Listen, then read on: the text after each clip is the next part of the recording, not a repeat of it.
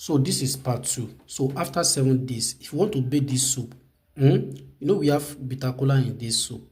You understand? If you want to bake it, you can use local sponge, you can use ordinary sponge. Collect this soup small, small. Use to bake at night. You can only bake this soup when, after sunset. You understand? Bake it with warm water. Use it continuously for 7 days or 9 days. Stop mommy and daddy while baking this soup. And after that 7 days, remove the bitter kola in this soup, or after 9 days, go and throw it away. You understand? Please do not bake it in the morning or afternoon. Bake it at night for 7 days or for 9 days. And mommy and daddy is not allowed. If you are in your maybe they do your period, don't use the soap. Don't use the soap.